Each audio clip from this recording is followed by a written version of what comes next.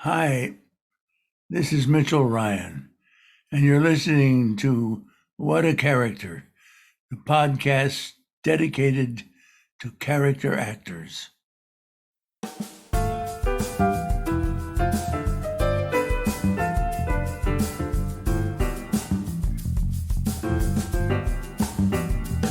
Hey everyone, this is Thane Dixon, and on today's episode of What a Character, you will hear part 2 of my interview with Romeo Carey, where he will discuss what it was like having Timothy Carey as a father, his father's hobby of training attack dogs, and how his father almost got cast in a Quentin Tarantino film. It's all that and more on today's episode of What a Character. Stay tuned.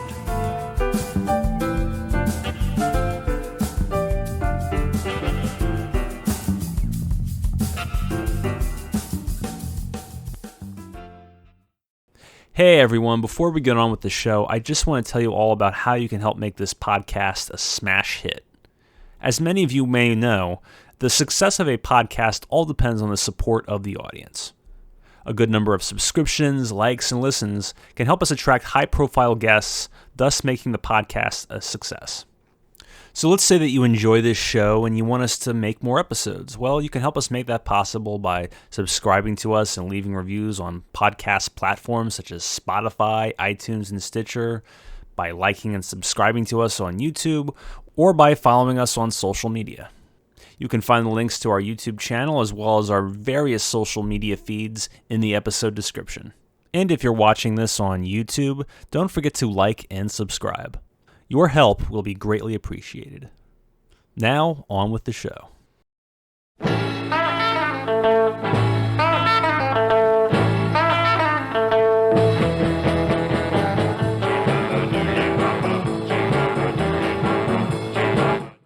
Tell us about your childhood. What was Timothy like as a father?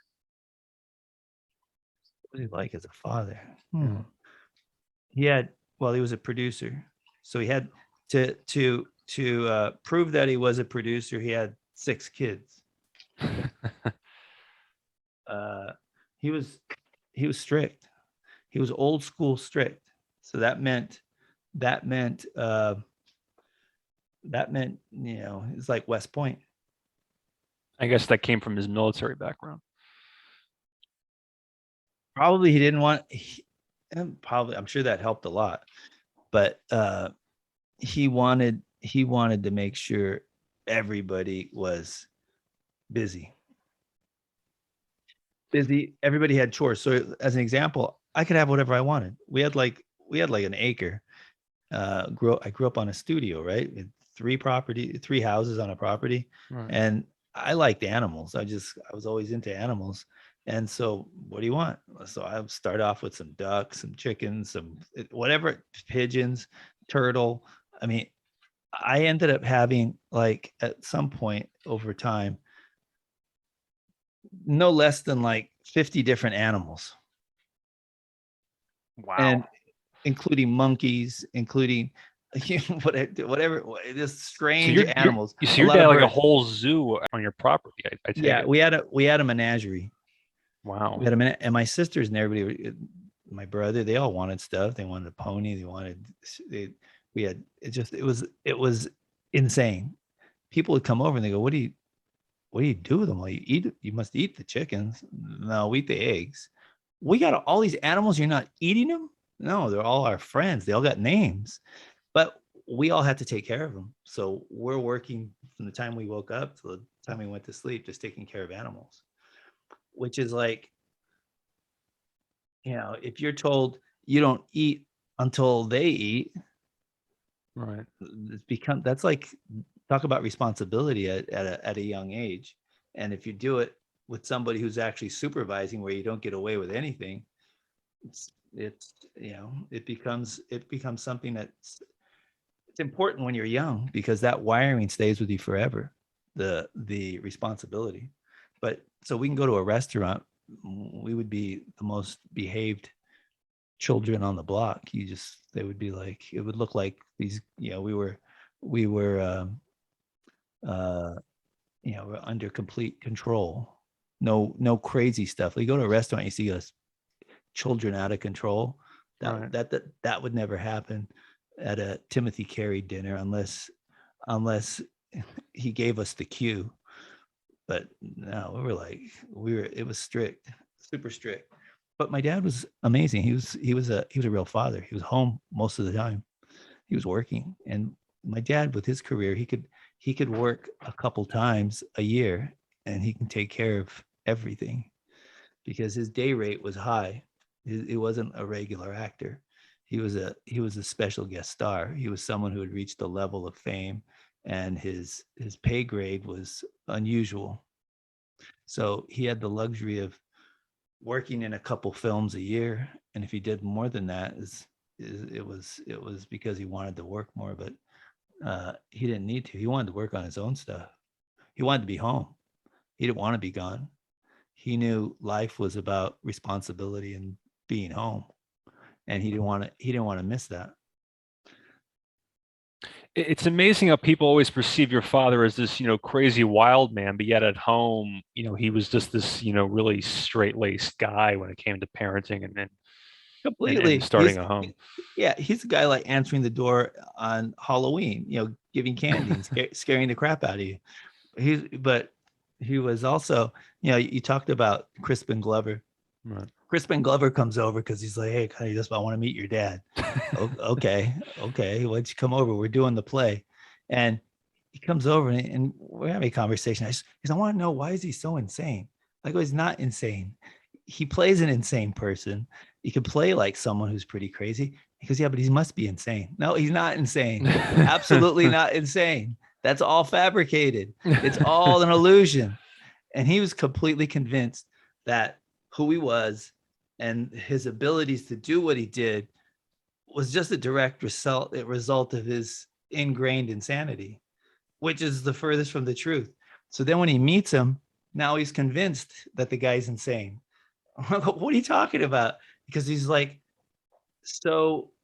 he so missed the mark of how simple my dad really was, that whatever gestures he was making or whatever conversation they were having, it was not a conversation that he could resonate with because he was looking for something else. It's kind of like, if you look for something negative, you're going to find it no matter what, because you've already set the stage for what the outcome is. And then afterwards, I said, he goes, man, your dad's nuts. I'm like, what are you talking about? He goes, man, no, he's nuts. Oh, okay. But he wasn't. He was never nuts. Never. My dad, look, you can't write plays and be my dad. One of the things my dad would do too is, besides, he had a sideline. It was training dogs for the police department.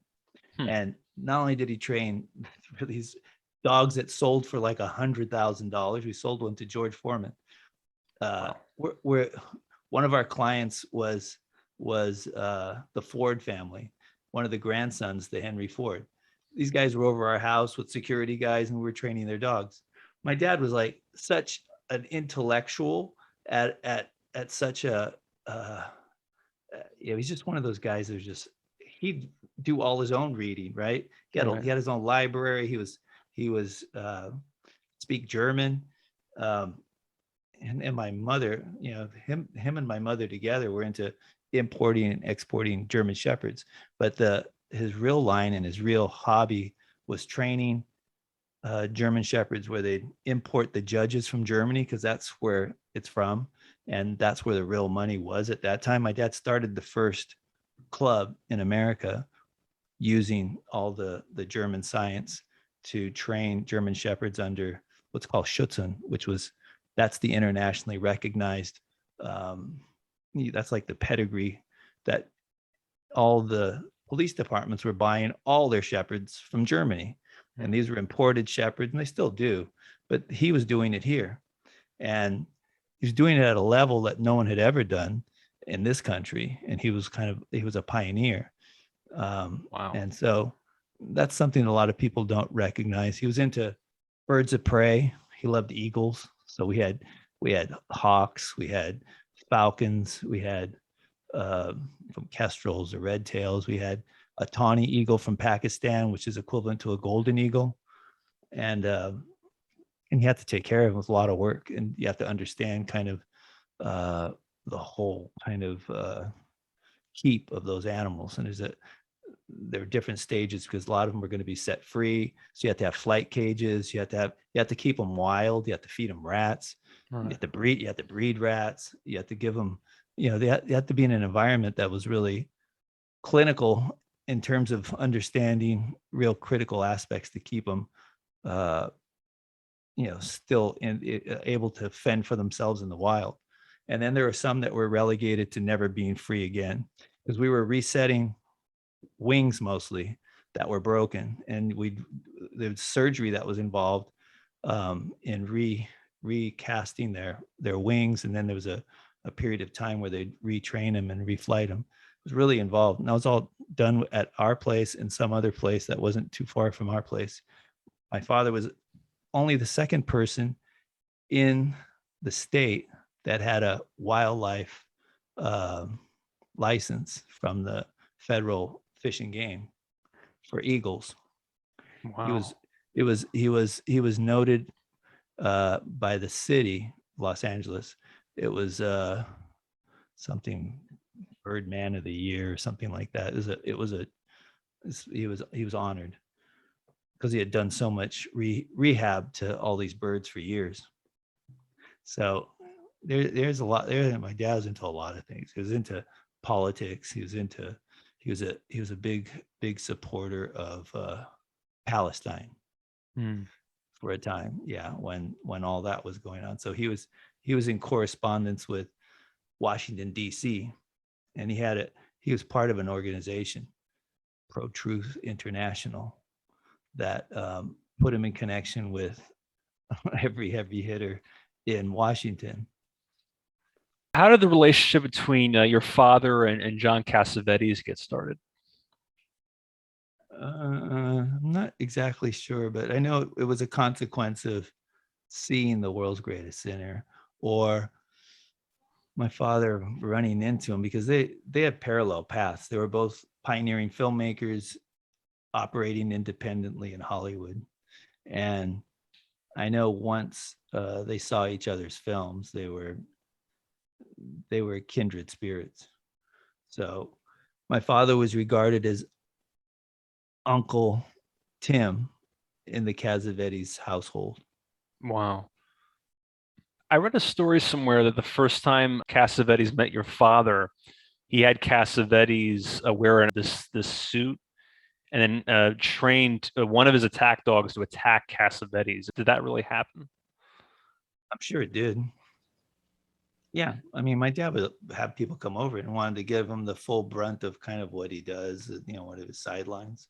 And if you're completely protected, back then it was really early. They had these huge, they looked like space suits. They were burlap, cotton, but they weighed a ton. It was just huge. And just to get in it was, man, unless you were really fit, you'd be in for some trouble when a dog hit you. And so you get this jacket and the arm and the pants, and you put him out there and say, okay, he wanted him just to feel the impact of what a dog could do.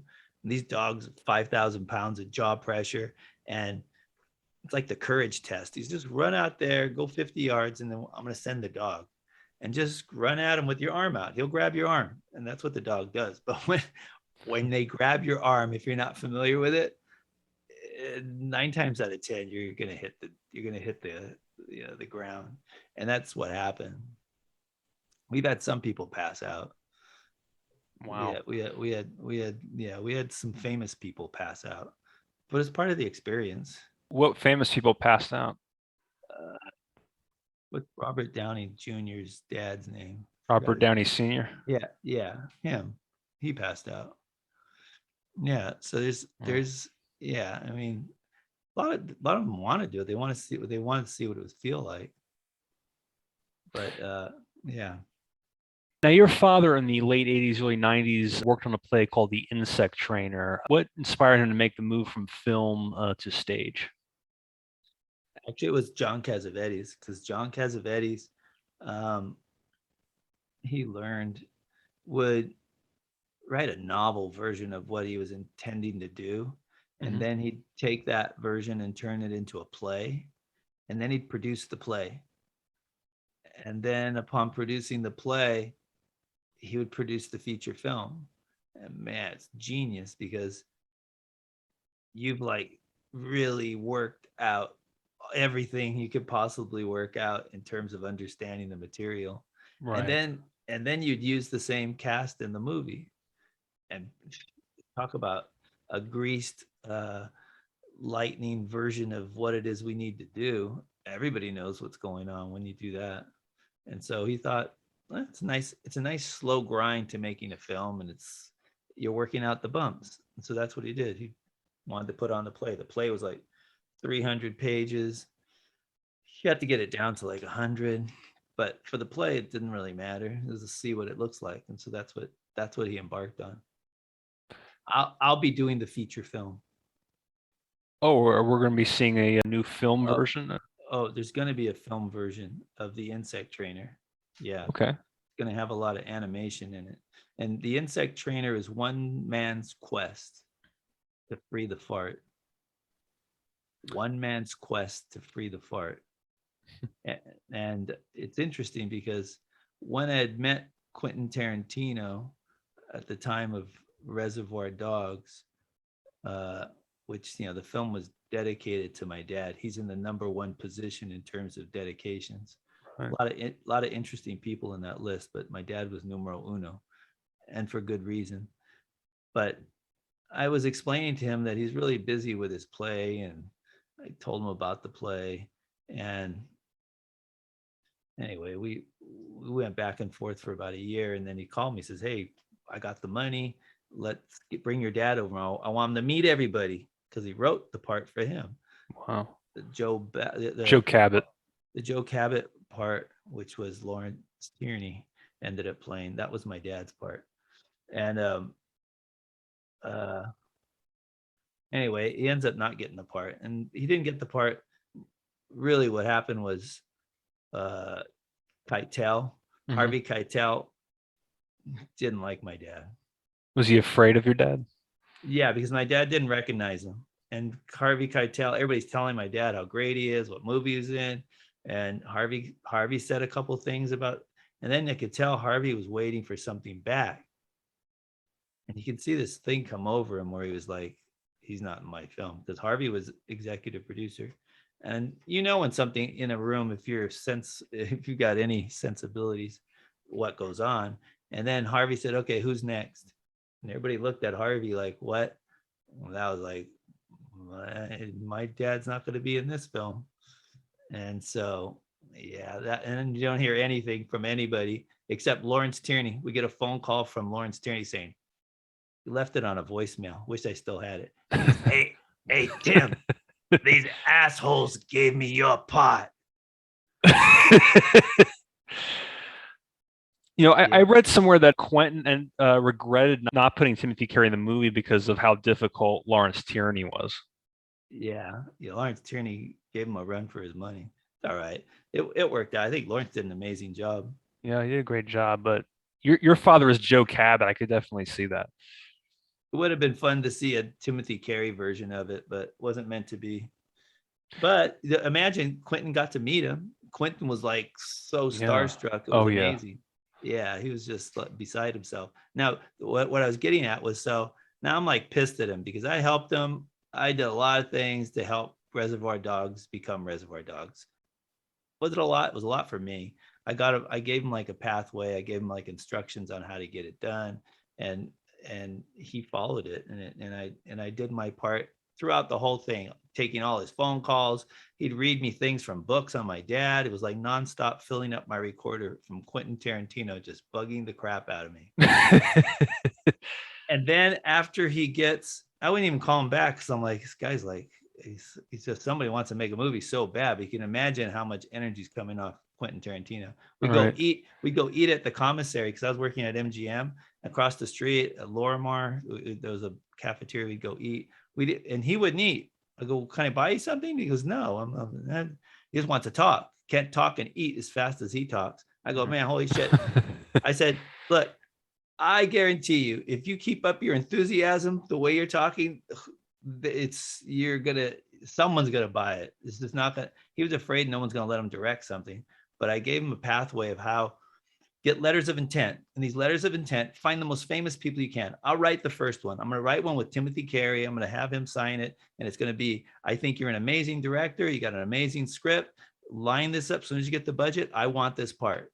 That was the template for, that's what he carried on. So he kept meeting more people trying to get letters of intent, and he gets it to Harvey Keitel. And he had all his letters of intent as he presented stuff as it was building.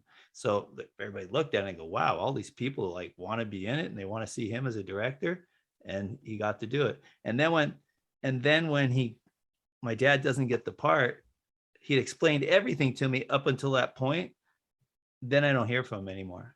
What a bastard. I was like, wow, I don't even want to see that movie. Doesn't even call to say he didn't get the part. That was his part. Right. And so then I don't see the guy for like 2 years later. And I run into him at the Horse and Carriage. It's a bar in Hollywood. And he's in there, and he walked right up to me and says, "Hey, Romeo."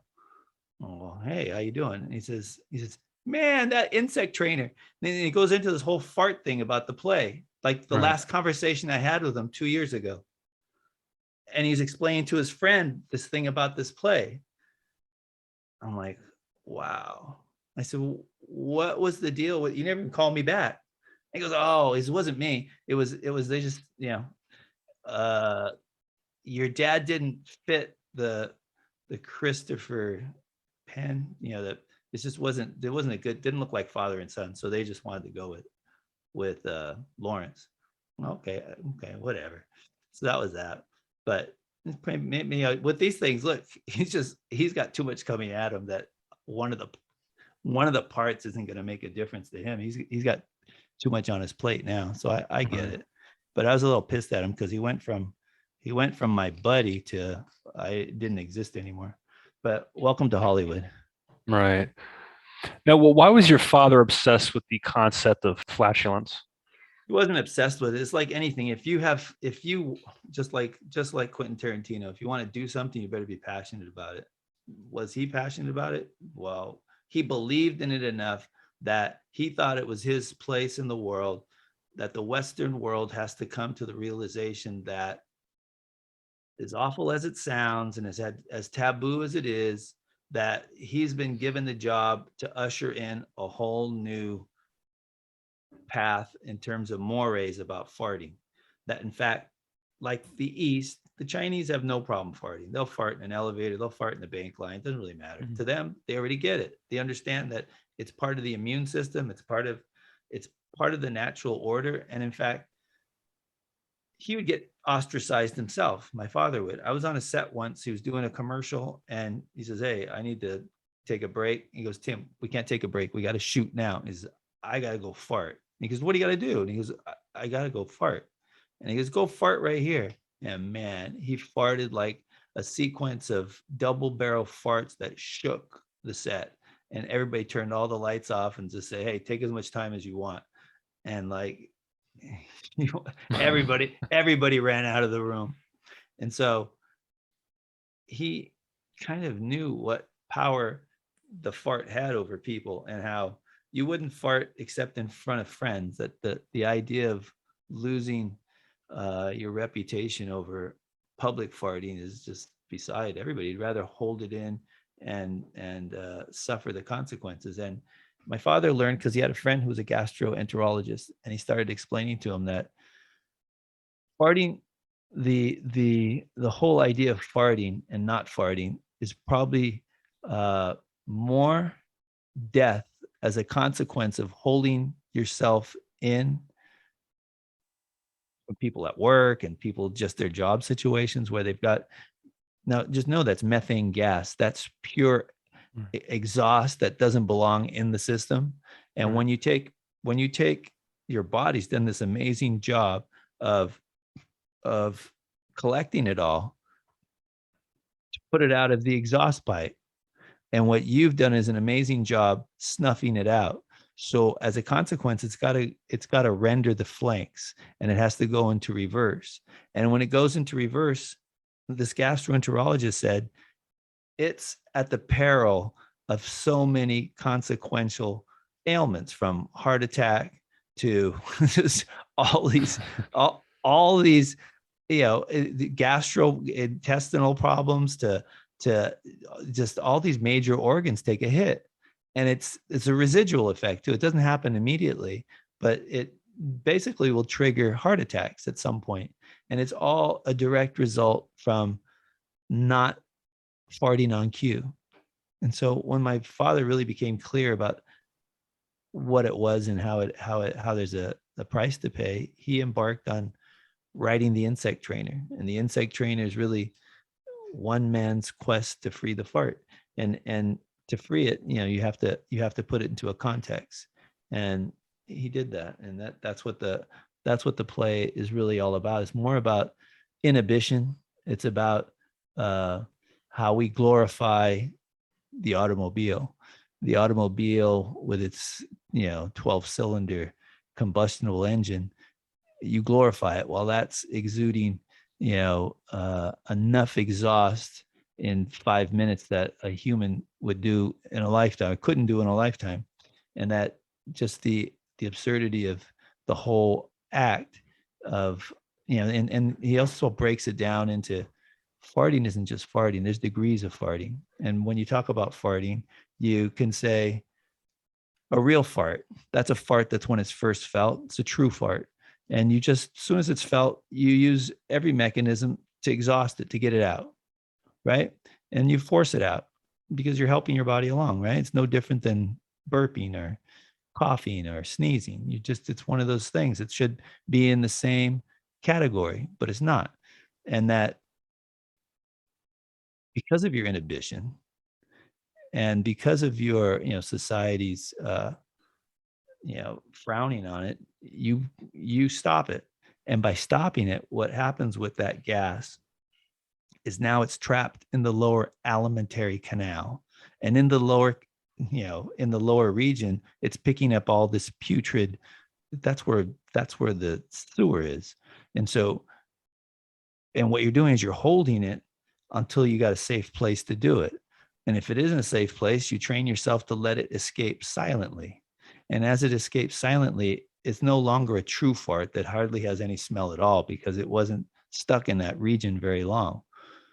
That it came from the intestine, and coming from the intestine, it hasn't been in the putrid dung to pick up all the unnecessary booty. And so as a consequence, there's a different category. You go from the true fart, which is like a double barrel fart, to a silent creeper. And a silent creeper is the fart that everybody uses. And that fart comes out with a payload that's where the fart gets its bad name. So, and he loved it because he found that in the Diary of a Genius by Salvador Dali, he had found this whole chapters dedicated to farting and how historically where it came from and how it became an Elizabethan taboo to this day. And that once he found that Salvador Dali, which was one of his heroes, was a champion, he collaborated with Dali on writing The Insect Trainer. And so it was The Insect Trainer is an intimate collaboration with Timothy Carey and his one of his idols, Salvador Dali. And my dad came to really love Salvador Dali because they would coin my father the thespian equivalent to Salvador Dali. I don't think a lot of people realize that's interesting. Makes perfect sense. Yes, it does. Now, when Seinfeld first came on, a lot of people said that the character of Kramer was very much inspired by your father. What are your thoughts on this? And did your father ever realize that there was a sitcom character based so much on him? Yeah, I don't think so. I mean, I've heard that story too. And it's probably, look, comedians used to show up at any event that my dad would do. My dad would show the film The World's Greatest Sinner at big art houses. Mm-hmm. And I was doing a documentary. I'm still working on a lifelong documentary on my dad. And so I'd get down there with cameras, 16 millimeter. We'd shoot. Everybody would show up. And who would be down there? Every comedian you can imagine.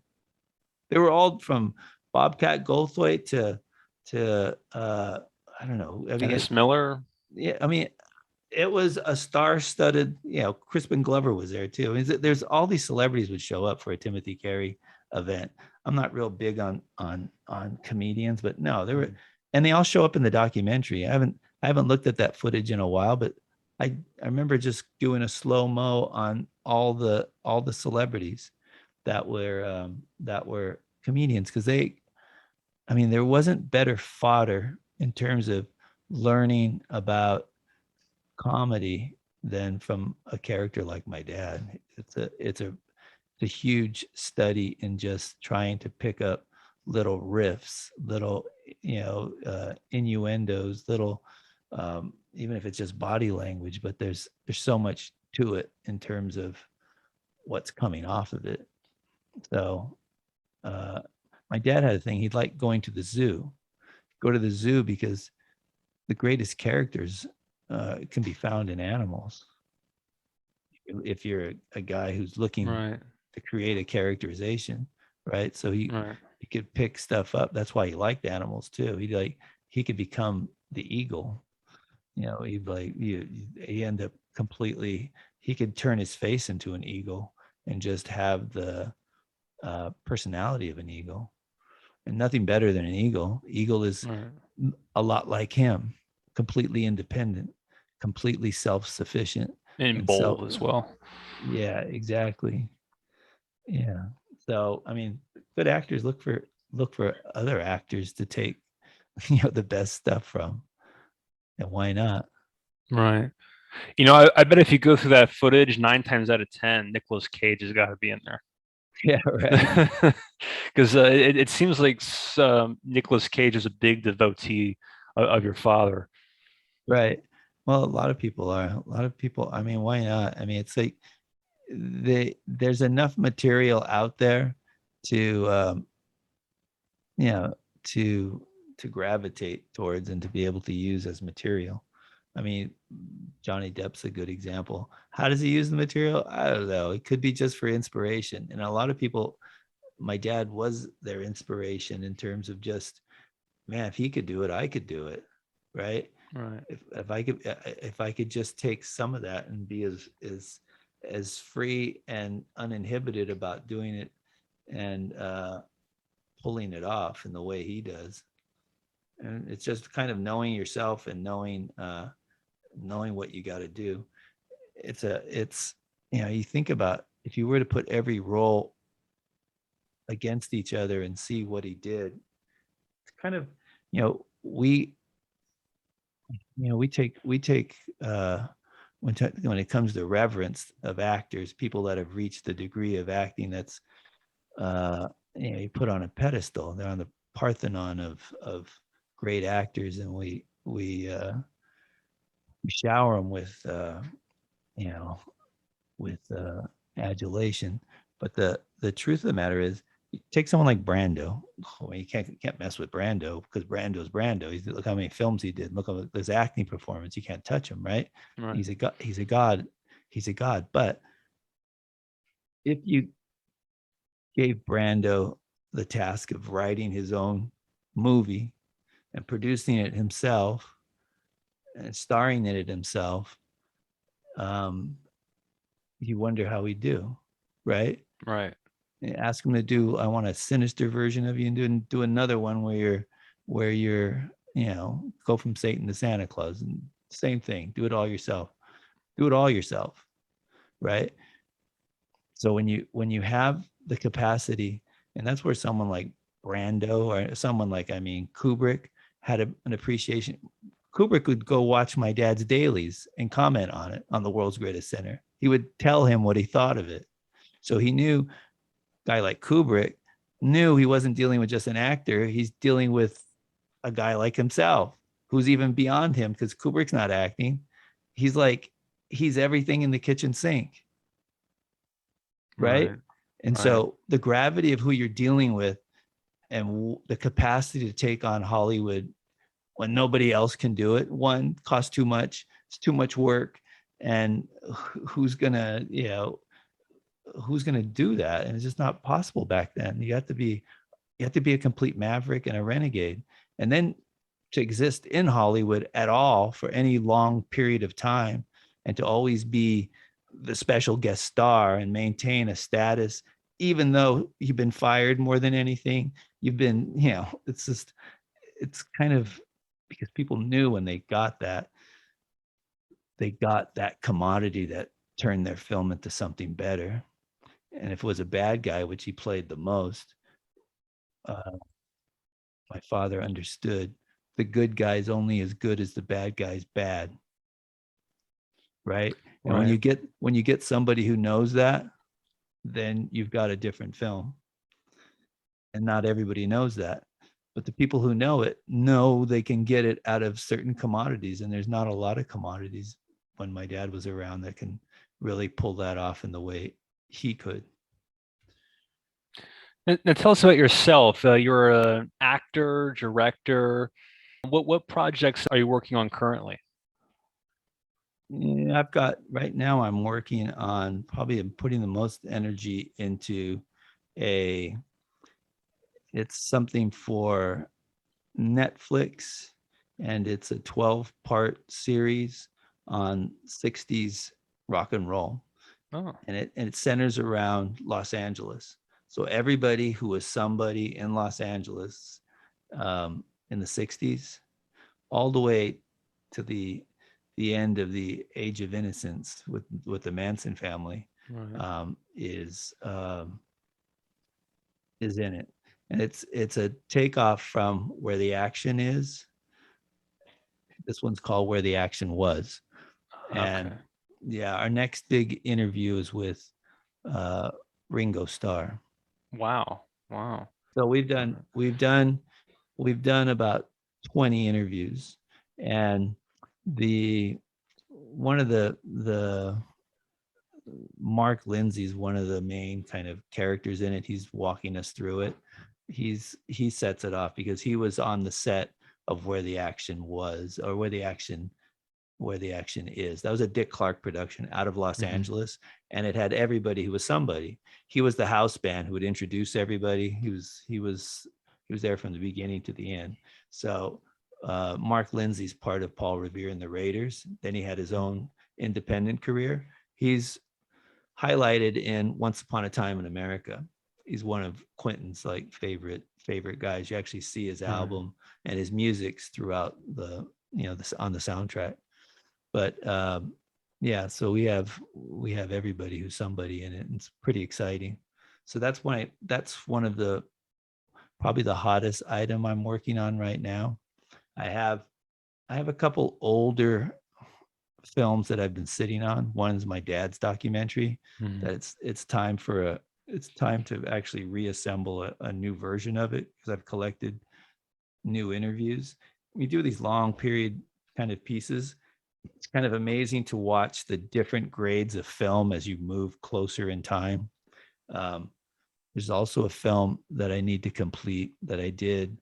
It was Lawrence Tierney's last film, Hmm. and it stars Danny Trejo. It's Oh, called wow. Wannabe. It's a Mexican. It's like a featured documentary, but it's really a feature film with a documentary in it. And I've cut both, and it actually works better as a combination of both. So it's the version that I'm going to finish with is going to be not the feature film, but a docu feature. And so that's something I'm working on. So I've been really busy doing. I got music videos. I still shoot music videos internationally for Oh, artists, and I've always got a series of ongoing projects that could be corporate stuff, it could be stuff for school districts, but I've got also I run I'm a media director for a Spectrum channel in Beverly Hills, and then I teach for a media department and at Beverly Hills High School. And Right. I also teach at Santa Monica College. So I've got my hands in a lot of things besides being a father and maintaining my domestic duties. So I've got a lot on my plate. In life, if you're not playing a big enough game, you'll screw it up. That's So certainly true. Yeah. yeah, take on more than you can carry. Take on more than you can carry. Now, when can we expect the release of the Timothy Carey documentary? There's a bunch of versions that exist. Yeah, I might just put out the version that I have. The last time I did one was I put together something for a film festival. I was in it's at Anthology. I got invited in New York to Anthology for a Timothy Carey tribute. Right. But then I got invited. I cut that version. Then I recut it when I went to my most recent trip, which was another Timothy Carey tribute, was in Tasmania. It was the premiere of The World's Greatest Sinner in Australia. And so I showed the documentary, and I've spoken all over the world, really. I've been in more than a dozen countries, and was all a catalyst from starting. So as my dad died, it was like 1994, the year he died. Not long after I was invited, started with Martin Scorsese, and Martin Scorsese invited me to Munich, and it was under the banner of the independent filmmakers and the greatest rock and roll films ever made. And one of his choices was The World's Greatest Sinner. And once you end up in that Munich film festival catalog and you're featured, all the other festivals want you because they all show up. There's 50,000 people that show up for that, and so the catalogs go all around the world, and then you're on a list. And so I'm still playing that list out. So it's so with that, I'd always cut another version of a documentary, but I'm always collecting. The problem is I collect more and more interviews along the way, and it's just juggling. Once the greatest catalyst is when you get invited to another thing and your documentary is going to be, have a major part in it. That's when I really start cutting again, because now I've got a catalyst. It's nice when you have a catalyst. It's kind of like I like reading 10 books at one time, and I never finish the books. I'm just always shuffling. The commercial vehicles always get done first. The ones that are the Netflix project, where the action is, where the action was, is primary now, because I'm working with other producers, and they're invested in it. So that's on the front burner. But what was it like working with Lawrence Tierney? I know everyone has their stories about Lawrence. Lawrence was sweet.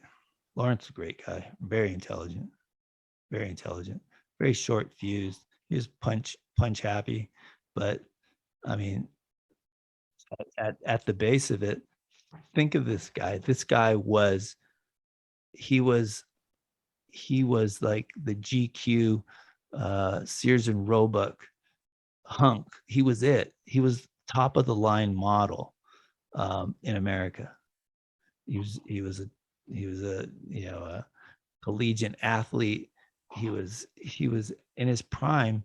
He was he's just, it could have been just imagine any huge celebrity today, like Wahlberg or all these guys that were like models and then became celebrities. He was the model of, he was it. And he was a huge celebrity. Everybody knew who he was, but he just was a bad drunk. When he got drunk, he became his Dr. Jekyll, Mr. Hyde. And if you could separate the alcohol from his life, it's pretty storybook. But no, I spent a lot of time with him. I used to go visit him in Hollywood when nobody else would. I used to always say, wow, these people who use him in films and then throw him away. It's just kind of sad that everybody's too frightened by his own personality. But for me, I could completely resonate with him because he reminded me a lot of my dad, except my dad he didn't have the Dr. Jekyll side, but he's just this towering, imposing figure that to scare the life out of a weak man. Just gave him a little too much wine, he can go off.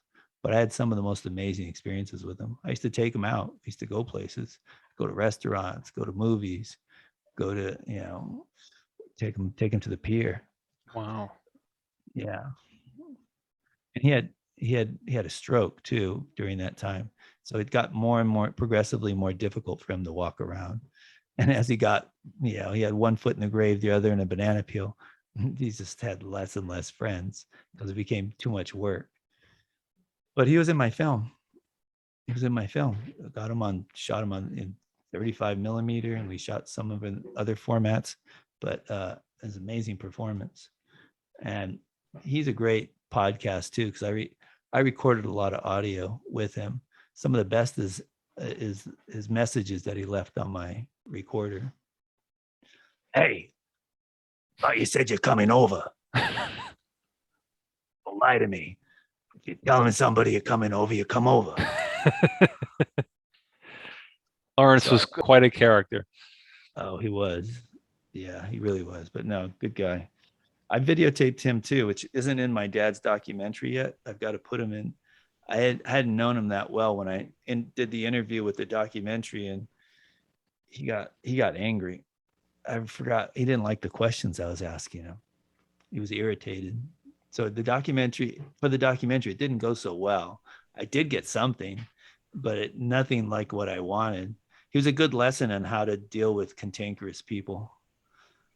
I learned a lot from doing that. What's your secret to dealing with cantankerous people? Don't be moved by their cantankerousness. Just don't be moved by it. They're just exercising something. Stay on course and be really nice. Be really nice and just stay with it, because they're not going to go anywhere. They're just having a moment. And so let them have a moment and then get back to it. And just, as long as they know that you appreciate them and you got a couple more questions, and then, maybe ask them if they got a question for you, just to mix it up. I mean, the idea is don't be frightened by it. The moment you're frightened by it, it all goes south. But the idea isn't, there can only be one person in the mix when you're doing a documentary that's out of control. And it can't be you. You got to be a complete opposite. So you have to be like water, like it didn't affect you. I understand. I completely understand what you're saying. Being complete, in tune with him, and then pick it up from there. It's like, even if you're taking it could be a different conversation. Change the subject for a minute. And I had a problem though, because my camera guy knew him a little, and he got him going. And once he got him going, then it was I lost control of the situation.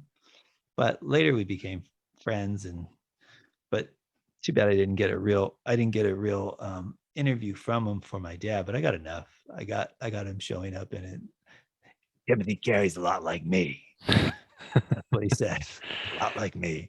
There's a couple lines in it that are just priceless. I got the best line I ever got was from Richard Anderson. Richard Anderson was in was in Paths of Glory. Richard Dean Anderson's father, right? Richard Anderson was like the $6 Million Man, Wonder Woman. He was a big TV actor, but he plays like the attorney. He's like he's the in the court scene. He's the one basically cornering my dad's character into copying that he surrendered. It was cowardice, and he was in the movie, and he's kind of like a real straight-laced guy, Richard Anderson. And I got to interview him, and he came in with a photo and a story about Lincoln, and wanted to tell me right at the beginning of the documentary, And I think I interviewed him for no less than an hour, probably more like 90 minutes.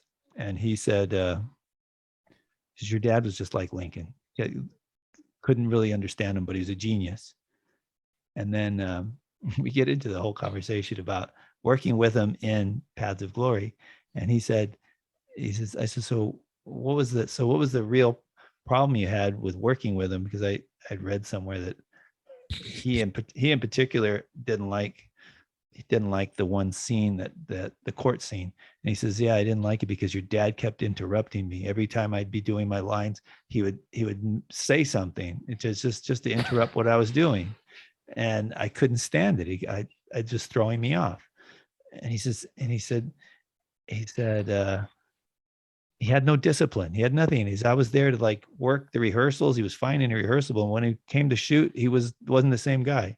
And that it's wrong for an actor to, he went into this whole thing about how now he hates my dad and how horrible he was. And he was like, wow, I'm getting to the good stuff. But then he says they fired him. They ended up firing my dad because my dad said when he was in Paths of Glory, Aldolf Manju, which was a big star in the film, a European star, was getting all the write-ups in the paper. Kirk Douglas was getting the handful of celebrities were getting all the all the ink. So he decided he was kind of finished shooting and he was getting bored. So he staged his own kidnapping, and he was in all the papers internationally. There was this, all looking for him. They were dragging a lake where the kidnapping happened, and there's all the police, the Munich police, they all went into, their search and rescue. And then he showed up bound and gagged in a ditch. And then the Germans interrogated him and they said, no, we don't believe you. And so James Harris said, you got to go home because they're going to sue us. They want us to pay for everything. You just need to leave. So my dad left. James Harris, by the way, ended up hiring my dad in one of the movies, only movie I think he ever directed, called Fast Walking, with James Woods. James Woods, yeah.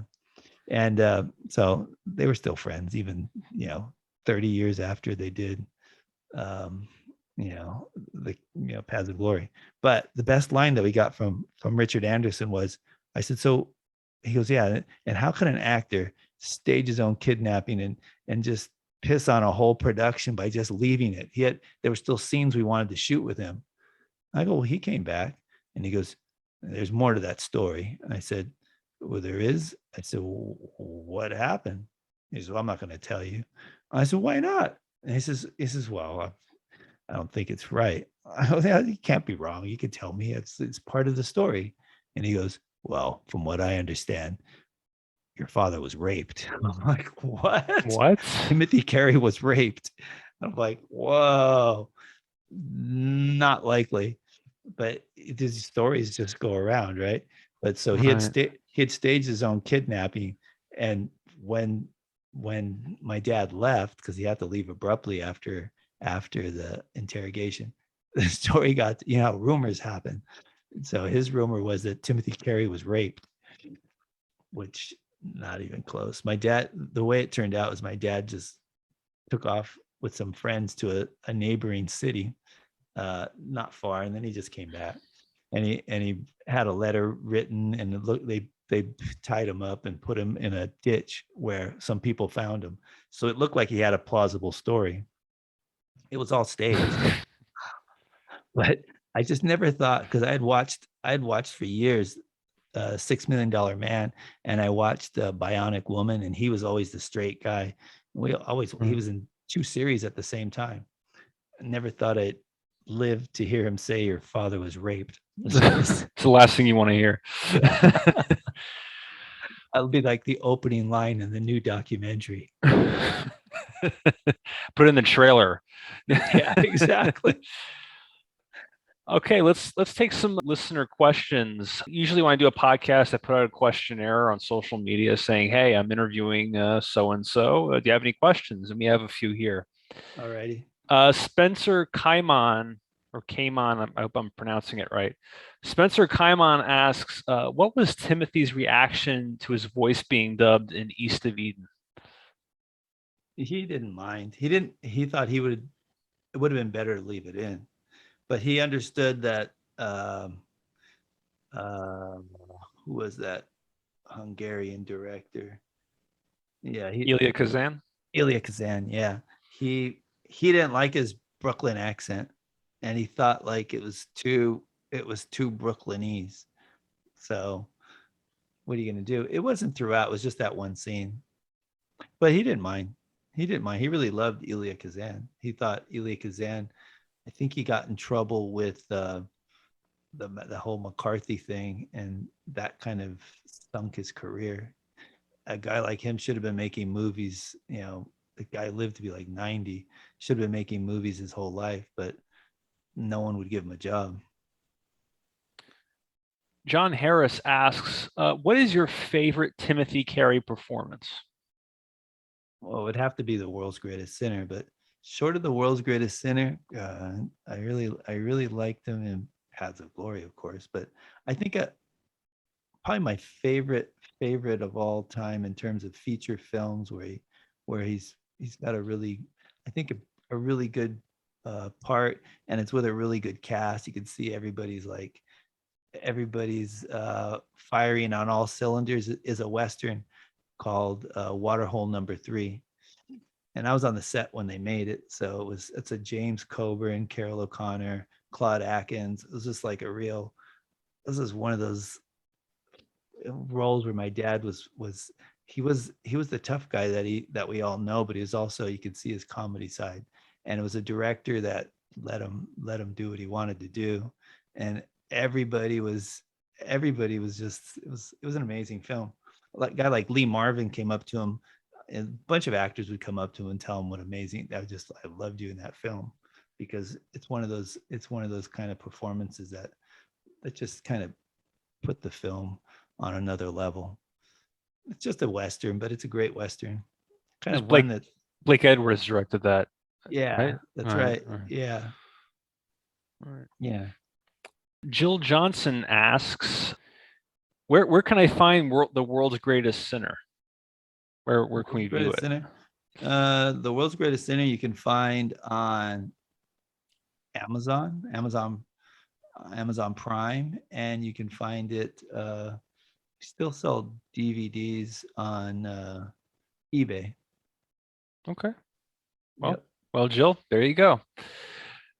Before we end this interview, can you leave us with some words of wisdom?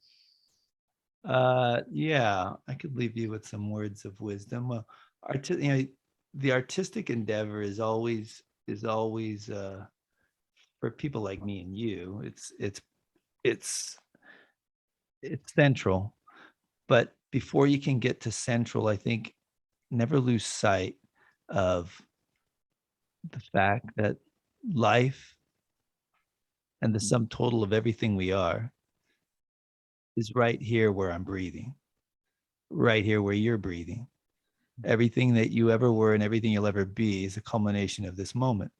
And to get back to the place that we arrived in as infinite beings living right here in an unfolding moment and being aware of it. And if you can harness that and get back to that space, and that means living right here in the moment as it's unfolding. And some of that takes meditation. It takes listening to someone that understands it better than you until you get into that position. Someone like Eckhart Tolle, he's a good example, but there's a lot of examples. And then understanding that your future will only arrive in the present moment, and that every action in the present moment is a consequence of everything that'll come to be, and nothing else. And so it's amazing what you can do if you take that voice in your head that never stops talking and put it to the back seat, and recognize that that voice is a hard drive that we created. It's our archive that's come to life. It's like an AI, right?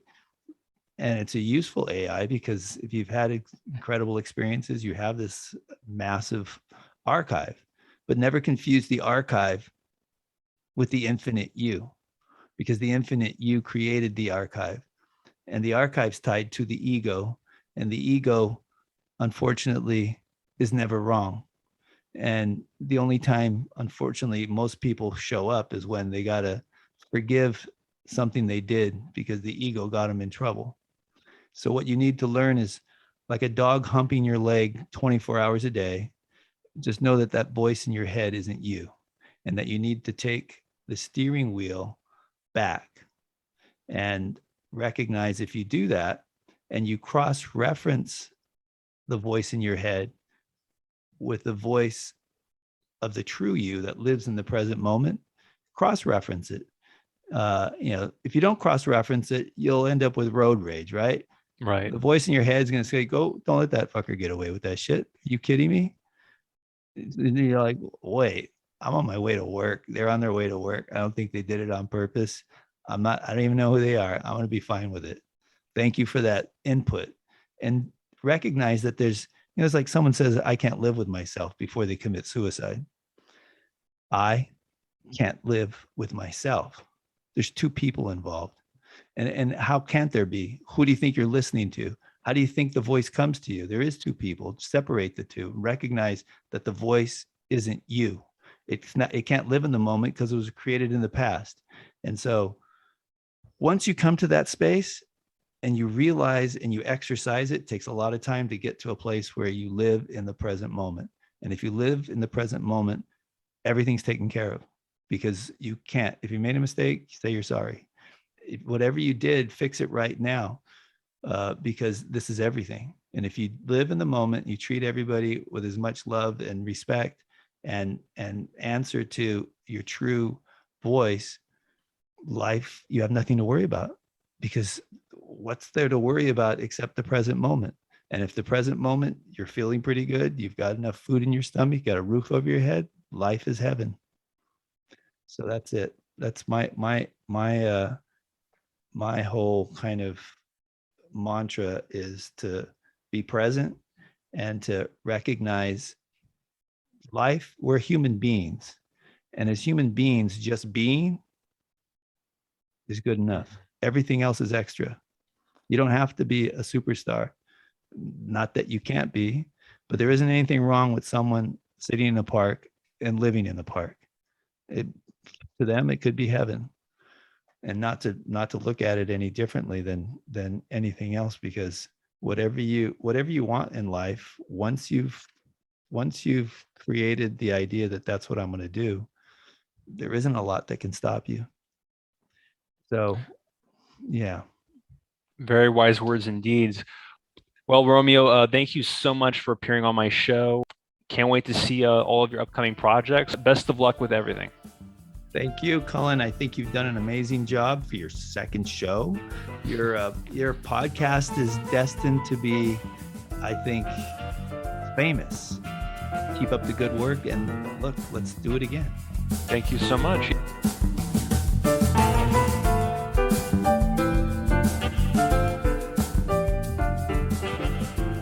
Well, that wraps it up for part 2 of our interview with Romeo Carey. If you are a fan of Timothy Carey and you want to find out more about his life, you may want to check out the timothycareyexperience.com. It is a blog site dedicated to all things Timothy Carey. There you will read interviews with people who have worked with him, and you'll also find behind-the-scenes anecdotes related to many of his film roles and TV appearances. It's definitely a site you will want to check out if you want to gain a better understanding of who Timothy Carey was, not only as an artist, but also as a human being. Trust me, once you visit the site, you will find yourself exploring it for hours and hours. The site is really that fascinating. Now, before we end this episode, I just want to remind you that if you love the show and you want us to grow in popularity, you can help us do that by rating and reviewing this podcast. You can leave us a rating or review on iTunes or Spotify or whatever platform you stream and download podcasts from. You can even leave a review of our podcast on our website at whatacharacterpodcast.com. Just click on Rate Show and you'll be taken to a page where you can give your critique of the show. And while you're there, you can even donate to our podcast by clicking on the PayPal link and submitting your desired amount. And don't forget to subscribe to our email mailing list if you want to receive email alerts about upcoming shows or even receive email exclusive episodes of our show. You can do this by typing in your name and email address on the right side of the homepage and clicking on subscribe. Now, if you want to reach out to us, please feel free to do so. If you have any guest suggestions or you just want to tell us how great you think the show is, you can do so by sending us an email at westgrovemedia@gmail.com. You could even leave us a voice message on the show website by clicking on the microphone button on the bottom right and recording a message. And please subscribe to this podcast on whatever platform you stream and download podcasts from. And if you watch us on YouTube, don't forget to subscribe to our YouTube channel. And hey, if you're watching this on YouTube right now, please give this video a like. All in all, your support will definitely help us not only make the podcast successful, but it will be greatly appreciated as well. Well, that about does it for this episode of What a Character.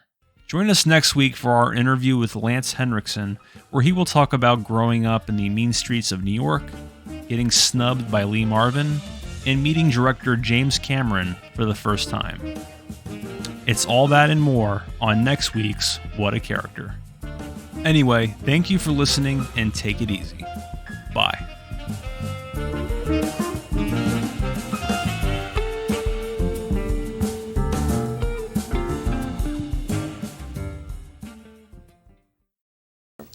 There's a full moon tonight, and the moon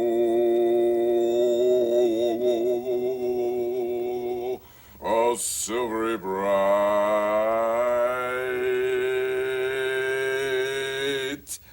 It is.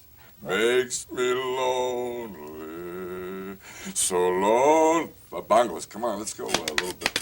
And blue, I try, how I try, but the moon, oh silvery bright,